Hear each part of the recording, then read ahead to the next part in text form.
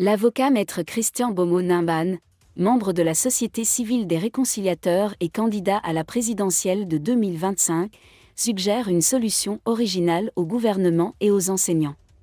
Elle semble pertinente, après plusieurs observateurs qui réagissent sur les réseaux sociaux.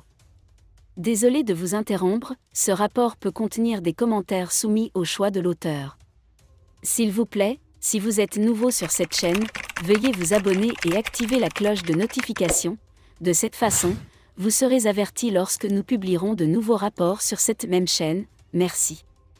On se demande comment le pouvoir d'étoudie pourrait la rejeter.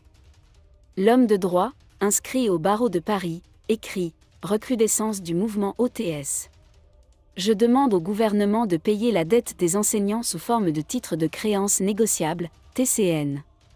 Depuis la rentrée 2023 à 2024, la plupart des établissements scolaires publics du secondaire sur le territoire national sont au ralenti, malgré le silence officiel sur cette situation. La raison en est que les enseignants sont en grève ou en arrêt de travail et qu'ils réclament depuis longtemps le paiement de leurs droits et salaires, qui s'élèverait à plus de 200 milliards de francs CFA.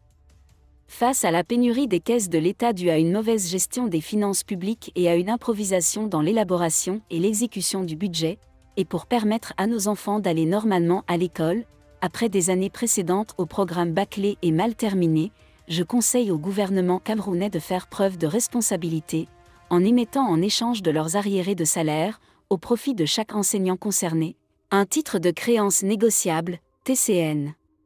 Non garanti par le Trésor public. C'est un dispositif juridico-financier qui permet aux enseignants la reconnaissance de leurs créances sur l'État, la date de leur paiement à terme, et surtout, la possibilité qui leur est offerte de les négocier par anticipation sous forme de cession de créances, de nantissement ou gage auprès des établissements de crédit et des microfinances. Je pourrais gratuitement faire ce montage technique adéquat au gouvernement camerounais, car il s'agit d'une technique faisant appel aux droits budgétaires, civils, commercial et financier.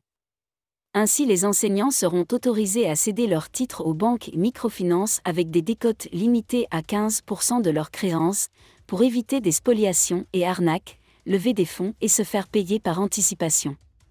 Ce type d'opération est attractif pour les établissements de crédit car elle leur donne non seulement des créances sur l'État qu'ils pourront inscrire comme fonds propres au titre du respect des ratios prudentiels, mais aussi un gain de trésorerie de 30 milliards de francs CFA provenant de l'achat avec des cotes de 15%.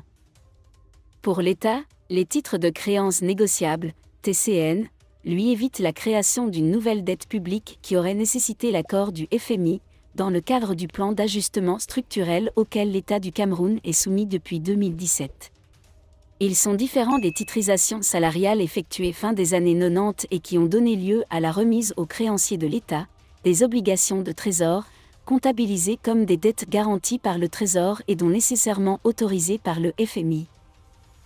En réalité, il s'agit simplement d'une opération juridico-budgétaire de consolidation d'une dette latente et qu'on pourrait ainsi, par analogie à la comptabilité des entreprises privées assimilée à une opération hors bilan appelée en finances publiques, engagement hors budget. Merci d'être resté avec nous jusqu'à ce point, comme toujours pour promouvoir la liberté d'expression.